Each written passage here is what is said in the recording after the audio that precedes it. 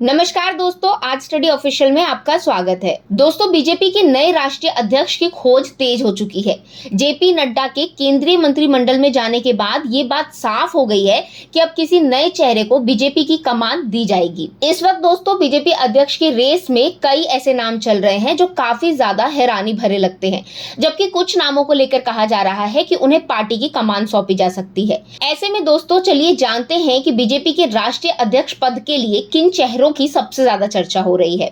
दोस्तों, जेपी नड्डा को 2019 लोकसभा चुनाव के बाद बीजेपी का वर्किंग प्रेसिडेंट बनाया गया था। दोस्तों, जब अमित शाह को नरेंद्र मोदी कैबिनेट में केंद्रीय गृह मंत्री का जिम्मा सौंपा गया, तब जनवरी 2020 में जेपी नड्डा को फुल टाइम बीजेपी अध्यक्ष बनाया गया।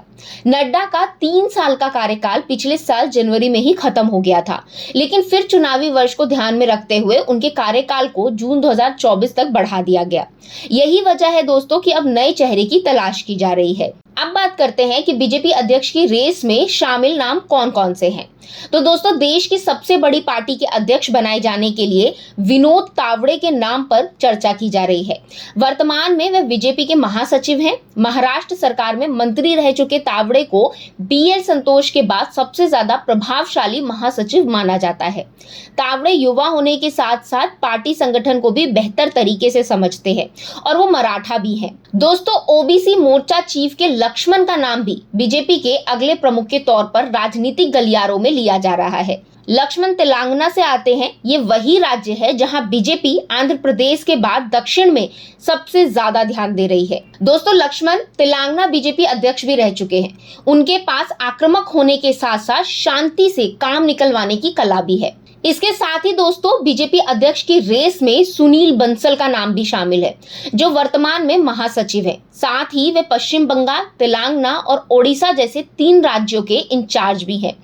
उत्तर प्रदेश के महासचिव के रूप में उनके कार्यकाल ने उन्हें यूपी की राजनीति में एक शक्ति का केंद्र बनाया है। आरएसएस पृष्ठभूमि से जुड़े होने के बावजूद अगर बंसल का नाम विचार के लिए आता है तो उन्हें पार्टी नेतृत्व के एक वर्ग के विरोध का सामना करना पड़ सकता है। अब बात करें दोस्तों चौथे नाम की, तो ऐसा माना जा रहा है कि राजस्थान से राज्यसभा सदस्य और भैरव सिंह शेखावत के शिष्य ओम माथुर भी बीजेपी के राष्ट्रीय अध्यक्ष बनने की दौड़ में है। माथुर को चेहरे पर मुस्कुराहट के साथ अपनी बात कहने के लिए माना जाता है। वे आरएसएस के प्रचारक रहे हैं और पीएम मोदी के गृह राज्य गुजरात के प्रभारी भी रह चुके हैं। लेकिन दोस्तों, बीजेपी राष्ट्रीय अध्यक्ष का पद किसी महिला को भी सौंपने पर विचार कर सकती है। पार्टी के पिछले कुछ सालों में लिए गए फैसले इस बात की तस्दीक करते हैं।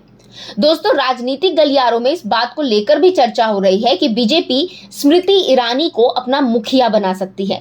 हालांकि इस बात की पुष्टि तभी होगी जब सच में ऐसा होता है। तो आपकी क्या राय है इस पर, हमें कमेंट करके जरूर बताइएगा। साथ ही वीडियो को लाइक कीजिए, शेयर कीजिए और चैनल को सब्सक्राइब करना बिल्कुल ना भूलिएगा। Thank you.